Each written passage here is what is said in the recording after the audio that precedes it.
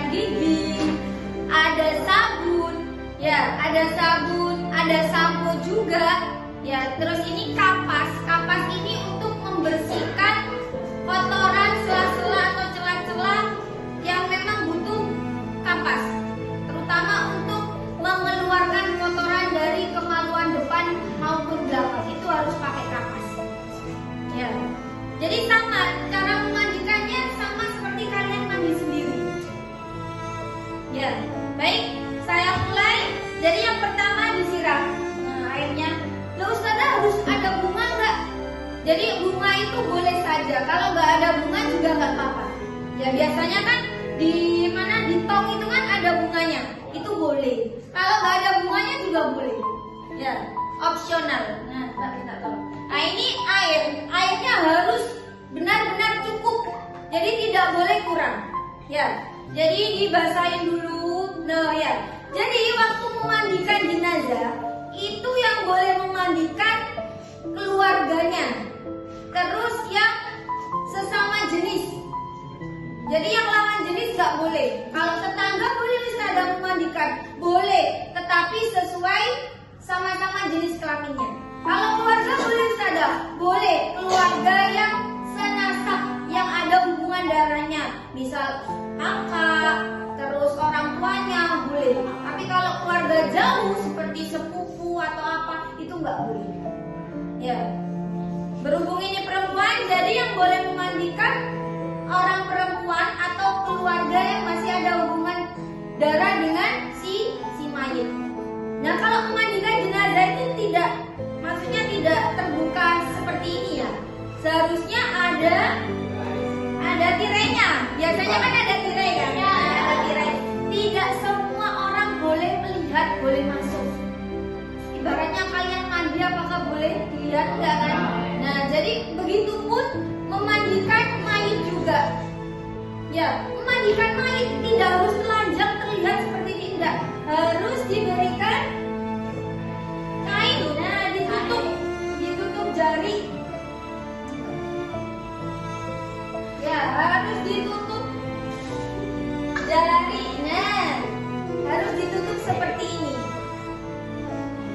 Jadi nggak boleh telanjang legit kayak gini, nggak boleh.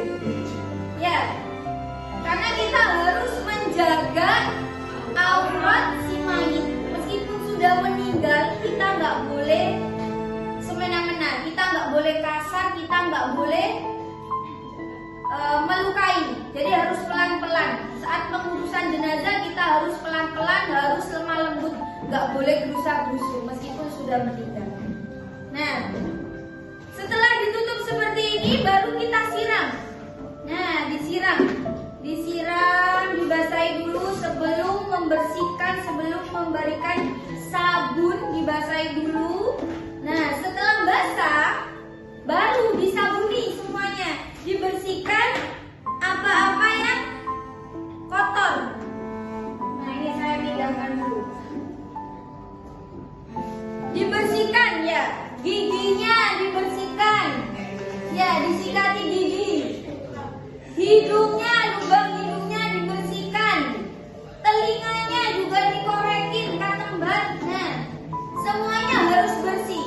Telinga, hidung, mulut, ketiak ini dibersihkan. Terus pusar juga harus dibersihkan. Kuku, nah sela-sela kuku, sela-sela apa ini? Jari ini yang kukunya hitam-hitam itu dibersihkan juga pakai katembat. Nah, pakai katembat dibersihkan. Kaki juga sama, kuku kaki dibersihkan pakai katembat. Harus benar-benar bersih. Setelah bersih, kita istinjakan si mayit. Istinjakan itu membantu mengeluarkan kotoran dari kemaluan depan maupun belakang. Ya, dibersihkan. Jadi Pak harus pakai kapas, nggak boleh pakai tangan kosong, nggak boleh. Boleh pakai sarung tangan, tapi kan dia tetap pakai kapas sih, kosong. Ya, jadi ada diistinjakan gini Mbak, perutnya.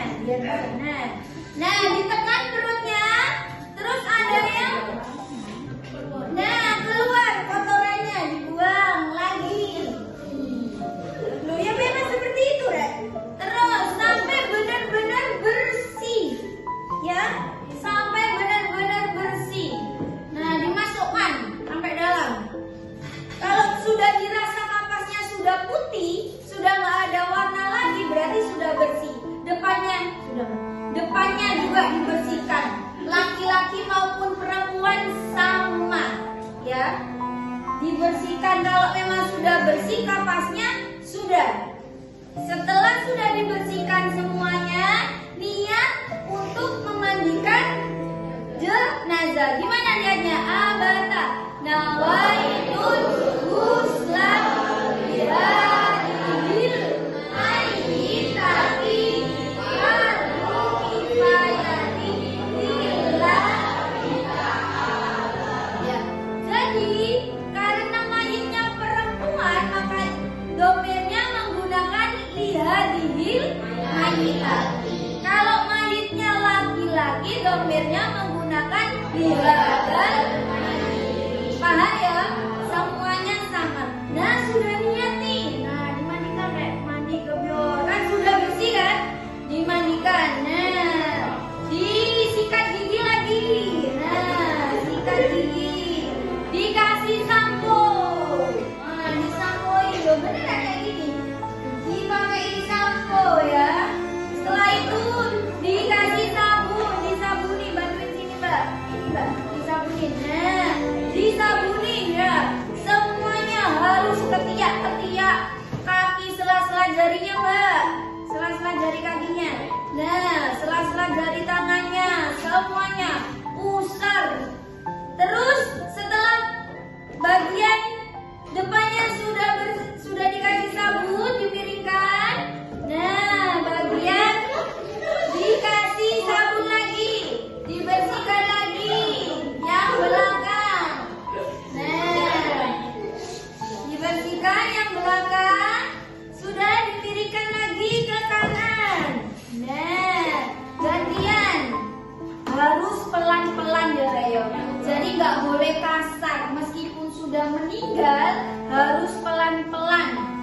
Ya, kita harus menghormati yang meninggal juga, nggak boleh kasar-kasar. Nah, sudah digosok seluruh tubuh, sudah terkena sabun dan sudah diberikan sampo, dibilas.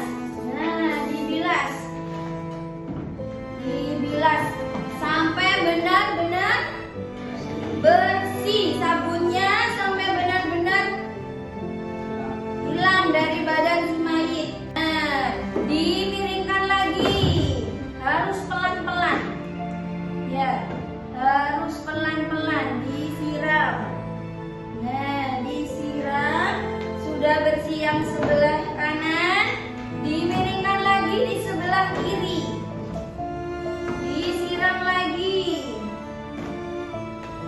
Disiram lagi, sudah bersih. Jangan lupa disiram lagi bagian kemaluannya, ya, biar semakin bersih. Sudah bersih semua, dikasih apa namanya? Handuk. Kalau nggak punya handuk, Ustazah pakai sewek. Ya. Nah, pakai sewek dulu. Sudah bersih kan? Nah, pakai sewek sudah. Jadi setelah itu disucikan, diwudui mayitnya. Jadi wudhu mayit itu sama seperti kalian wudhu biasanya, ya. Jadi sama saja. Cuman bedanya kalau mayit diwudhukan, kalau kalian bisa wudhu sendiri. Mandinya sama seperti kalian. Wudhunya juga sama seperti kalian. Ya, gimana niatnya wudhu? Nawaitul bihadhil mayyitati lillahi ta'ala. Nah, wudhunya seperti ini. Wajahnya dulu disiram 3 kali, sunnahnya disiram 3 kali. Wajah 3 kali sudah selesai. Tangan kanannya 3 kali. Tangan kirinya 3 kali. Setelah tangan, rambutnya 3 kali. Setelah itu telinga kanan 3 kali, telinga kiri 3 kali.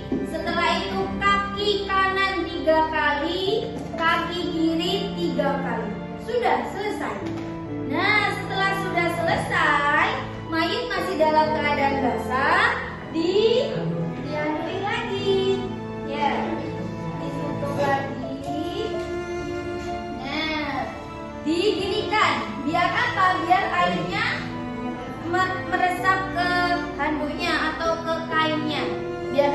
waktu dikafani, kafannya tidak bisa. Nah, sudah selesai, barulah mayit dibawa ke tempat untuk dikafankan di ruangan lain yang untuk dikafankan.